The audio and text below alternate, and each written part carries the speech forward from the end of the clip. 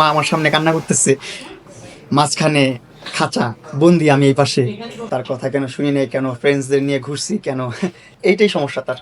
এছাড়া তো আমি আর কিছু দেখি না। আমি তো তার কোনো ক্ষতি করি নাই, আমি তার ক্ষতি করতেছি না এখন। এই যে সে পরপর আমার উপর মামলা করতে আছে, মামলা করে, চিঠি করে, এটা করে সেটা করে।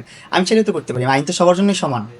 আর আমি চাইলে তো করতে পারি। আমি করতে চাচ্ছিলাম না কেন, আমি চাচ্ছিলাম যে আমি কারো ক্ষতি না করে আমি চলে আসতে চাচ্ছি। আমি একটা সুন্দর লাইফ লিড করতে চাচ্ছি, সুন্দর একটা জীবন চাচ্ছি আমার লাইফে। তার মানে যা হয়েছে মামুনের হয়েছে। সঙ্গে কোনো মেয়ে লোক থাকলেই লাইলার তার প্রবলেম, হ্যাঁ, তার অনেক প্রবলেম। আমার সাথে কোনো মেয়ে লোক থাকে, এটা তো সমস্যা। মানে এটা মেনে নিতে পারে না। কেন পারবে না? তার সাথে 1 বছর হয়ে গেছে, ব্রেকআপ হয়ে গেছে, কেন সে আমার সাথে আরেক মেয়ে অ্যাকসেপ্ট করবে না? আমি কি লাইফে আগাবো না? আমার জীবনটা আগাবে না? আমার কি এখানেই থেমে থাকবে তার জন্য? আমি কি সংসার করবো না জীবনে? আমি কি বিয়ে করবো না? ওই রকম ভাবে আমার রিলেশনটা ছিল না যে সুগার মামি সুগার ড্যাডি এরকম সেরকম। ওর সাথে সম্পর্কটা ছিল ভালোই।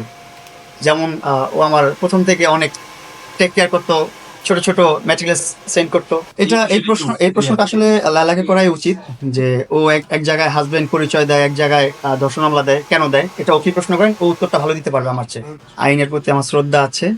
আমি মনে করি আমি আমার ফ্যামিলির সাথে ঈদটা করতে পারবো, ভালোভাবে করতে পারবো। একটু প্যারার মধ্যে কাটবে ঈদটা সুন্দরভাবে স্টেবল কাটবে না, স্মুথ কাটবে না, তারপর ঈদটা ফ্যামিলির সাথে কাটবে। এটাই অনেক বড় বিষয়। বাবা মার সাথে থাকাটাই অনেক বড় একটা নেয়ামত মনে করি আমি, একটা অনেক বড় পাওয়া মনে করি আমি।